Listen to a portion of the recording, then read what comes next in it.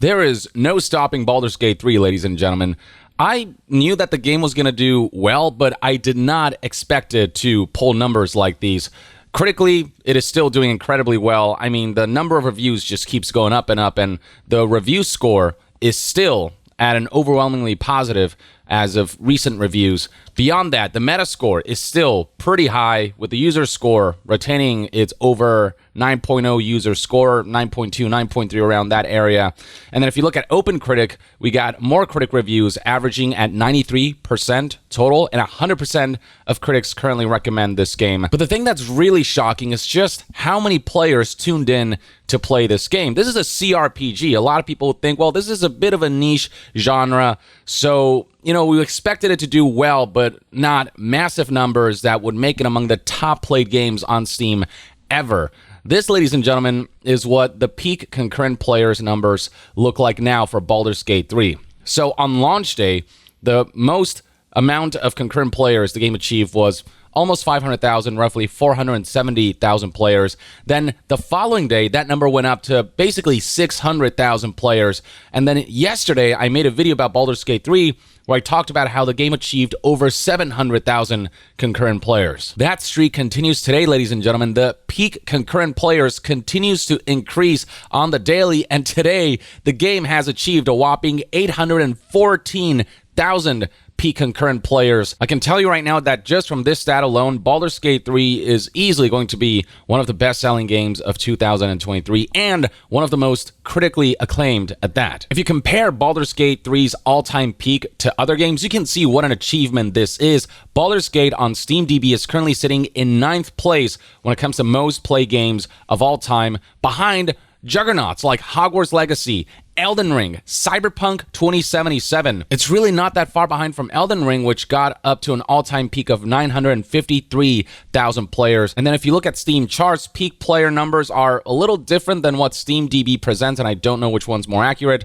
But in terms of placement of Baldur's Gate 3, it's about the same. 1, 2, 3, 4, 5, 6, 7, 8. 8th place on Steam charts, 814,466 players. Not too far off from Cyberpunk 2077 stat here of an all-time peak of 830,387 players, which is significantly different from SteamDB's 1 million, over 1 million all-time peak. Again, I don't know which one's more accurate, but the bottom line is that Baldur's Gate 3 is close to reaching all-time peak numbers of juggernauts like Cyberpunk and Elden Ring, which is just utterly insane and completely unprecedented. For a CRPG to do numbers like that, nobody could have predicted it.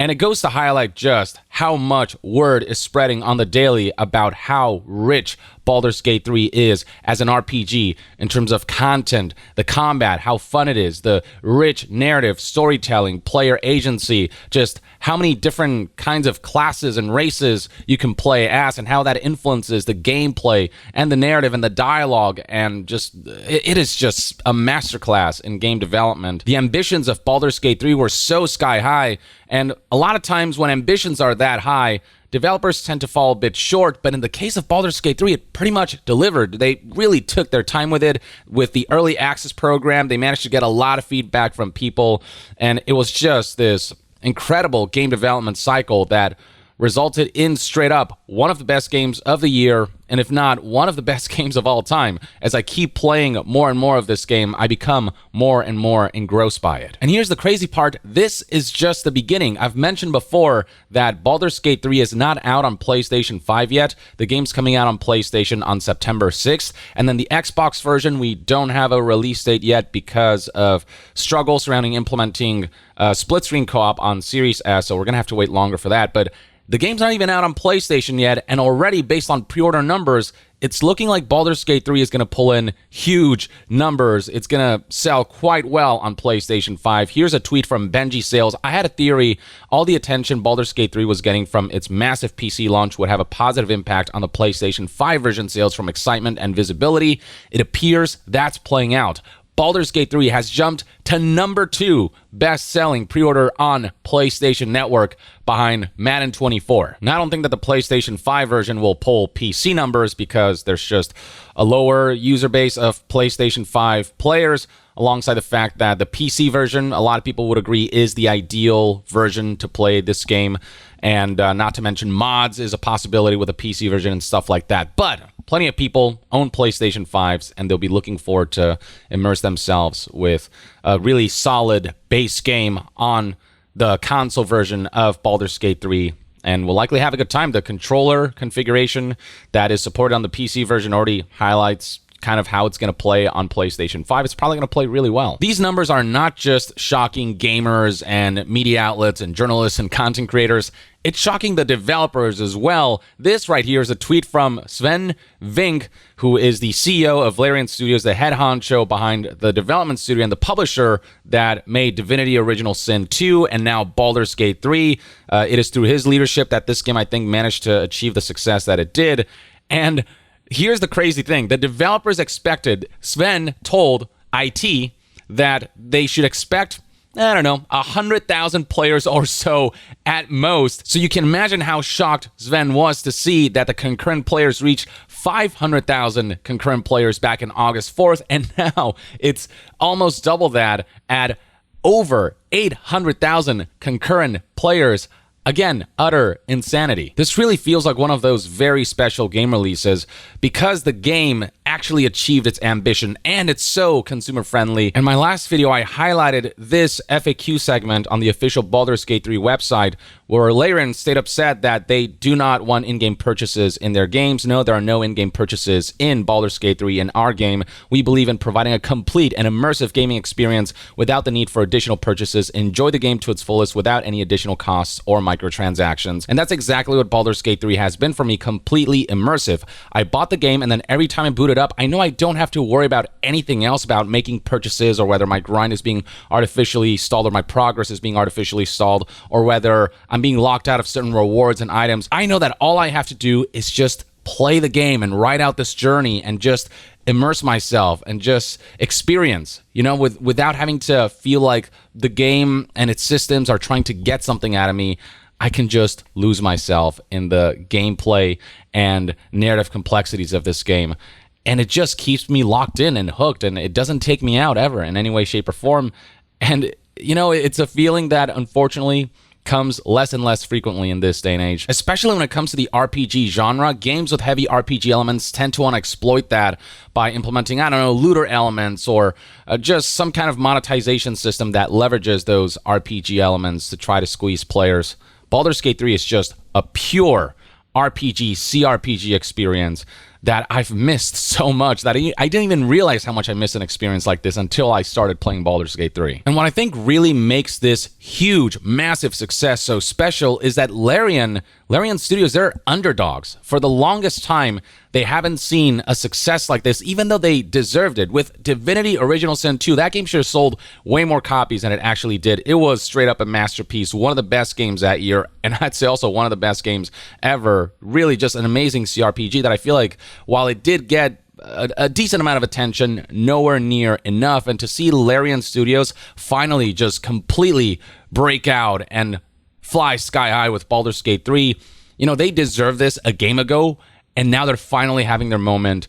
And this is just one of those underdog stories that you love to see because Larian Studios, they are fully self-published, and while that does come with certain financial risks, it does mean that they have full creative autonomy over their projects. And when you have a CEO like Sven Vink here, this is the CEO, by the way, clad in armor and just having fun and being fully creatively invested in the projects that he is leading and in the world of Dungeons and Dragons and in the world of fantasy. When you have a leader like this who is a gamer at heart, who is, one of us, if you will, and not just some suit, you get a product like Baldur's Gate 3. You get that passion and dedication and that allowing the full potential of the game to be realized without corporate bullshit corrupting any elements. Seeing Larian Studios go from underdog to top dog reminds me of the history of some of the most renowned developers today, say FromSoftware. Recall that FromSoftware, while they're top dogs now, they were underdogs for a very long time. It took them a while to get to the point where they achieved something like Elden Ring, which went on to sell,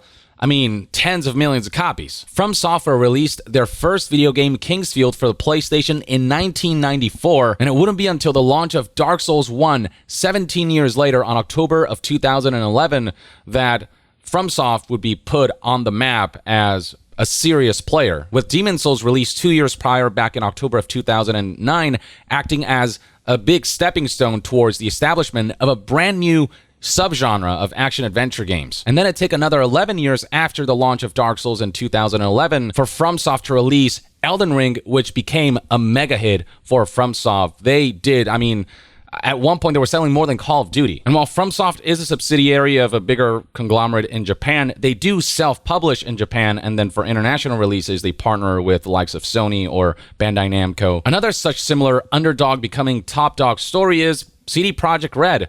And yes, they definitely messed up with Cyberpunk 2077's launch, but this is still the studio and the publisher that created The Witcher 3. And Cyberpunk 2077, after the rough launch, is shaping up to be a lot better with all of the free updates and with the upcoming expansion. This is a company with humble beginnings, but who had this drive and passion to create the ultimate RPG, and that began with The Witcher on PC, released back in 2007, which obviously has not aged all that well if we go back to it now, but this would prove to be an important stepping stone towards Witcher 2, released in 2011, and then came the massive success, the mega hit, Witcher 3 Wild Hunt, released on May 18th, 2015. A game with very long legs, continues to sell, and would achieve new peak concurrent numbers after the launch of the Witcher show. That's the level of influence that the Witcher games had on The Witcher becoming a very well-known IP, originally a series of novels. And then with Cyberpunk 2077, again, the rough launch has to be fully acknowledged, but this game went on to sell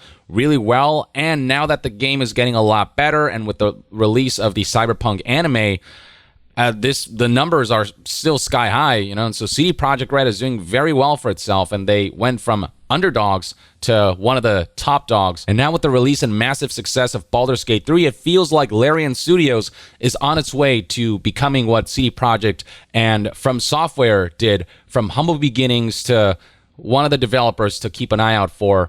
And not just because they're underdogs, but they're underdogs who delivered an amazing game that the big AAA publishers could only dream of making to receive this kind of acclaim, but in a corporate environment where it's run by suits who want to see this game maximize revenue, maximize engagement, and all these things. And instead of maximizing fun, it's just not possible for a game like Baldur's Gate 3 to be made in that environment, I feel. The thing that FromSoft, CD Projekt, and now Larian Studios have in common is that they were underdogs, but who had a very dead-set vision and identity, and were uncompromising in saying, this is the kind of game we want to make, and we will have nobody else, no corporate overlords telling us otherwise. We're going to make the game that we want to make, how we want to make it, and it's going to be our vision, driven by our passion for this genre or this IP. FromSoft stuck with what they were good at, the Soulsborne games, starting with Demon's Souls, and they refined and they got better at that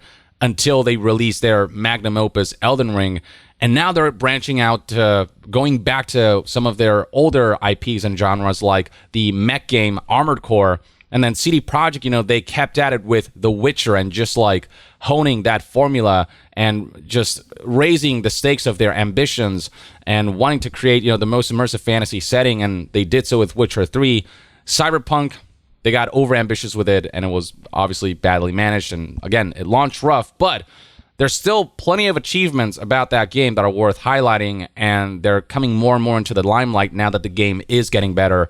And now looking at Larian Studios' history, they stuck with the Divinity series and this genre and this setting for a while. You can see their first Divinity game was 2002, Divine Divinity, and they stuck it out and learned and refined all the way until the launch of Divinity Original Sin 2 in 2017, and then they hunkered down and made their magnum opus, Baldur's Gate 3, and people are finally beginning to appreciate just what an incredible development studio Larian Studios is. Just the kind of games that they make and the pedigree of CRPG richness and substance that you can discover when you play their games. It also helped that Baldur's Gate is just a very well-known franchise, but without the quality, without the passion from the studio, without the game being as good as it is, word of mouth wouldn't be able to spread far and wide enough for the game to be able to pull numbers that would see it achieve over 800,000 peak concurrent players. That doesn't just happen on the name of your game alone, on IP or branding. The title Baldur's Gate can only take you so far, and even then, Baldur's Gate is fairly niche, among the fantasy fans. Everyone knows Baldur's Gate, but among the masses, outside of the hardcore fan base, Baldur's Gate is not this super well-known brand. So this is not numbers achieved by the branding of the game. These are numbers achieved by the merits of the game. The Marvel and Avengers brand are much more well-known than Baldur's Gate, and yet you look at how Marvel's Avengers performed, and you realize that name really only takes you so far. Marvel's Avengers had the Avengers name behind it, and it just couldn't deliver an experience that people were compelled by, and so that game flopped the way it did. Baldur's Gate, on the other hand, just a pure, rich, full of substance, deep, layered, and wonderful video game that you could spend so many hours on, and just every facet of this game was so well thought out and so well fleshed out. And I mean, this is a success that is so well deserved. And to see more Underdog type studios who have such a dead set stand about the kinds of games they want to make and how they want to make it, and having that creative integrity and not letting corporate greed influence their decisions and become anti-consumer. Those up-and-coming developers who have this really strong philosophy that they will absolutely never compromise on, because that philosophy shapes their identity as creators so much, and they're so passionate about the actual process of creating and working on these projects. Like those kinds of Underdog studios, we need to see more of those rise to the top, and to give those big publishers a challenge so that they can be shown that, heavily monetized live services and exploitative monetization systems, that's not the only way to be highly successful in this industry. It's not the only way to make money, and you don't have to make all the money in the world. But again, it's the difference between companies that are run by suits versus companies that are run by gamers and people who are as excited about these projects as the customers and players looking forward to experiencing them, who are as invested creatively in these worlds, in these characters, in the gameplay, and all of these facets that make a great game great. We need leaders who are one of us, who are like us. Leaders who are passionate about creating things that they themselves will want to experience because they themselves are fans of what they're making. And all of that oozed from Larian Studios since the day they announced that Baldur's Gate 3 was in development, since before Baldur's Gate, since the Divinity days, especially with a leader like this. And, what better screenshot to end this video on than this? I hope Larian Studios are celebrating and are patting themselves in the back. This is not just a wholesome underdog becoming top dog story. It's also one of those developments that makes you look forward to the future of gaming when studios like these are rising to the top. Hopefully we'll see more Underdog stories like these, so that we can have the next, CD Projekt, the next FromSoft, the next Larian Studios. I don't know, man. I just love seeing Larian Studios just take off like this. So well deserved. That's one man's take. I'd love to hear what your thoughts and opinions are on the success of Baldur's Gate 3 and what your experience has been like with the game in the comments below. Thank you for tuning in, and to be further updated on all things gaming news, reviews, and discussions, stay tuned right here on Young Yeah. I'll see you guys next time. Young out.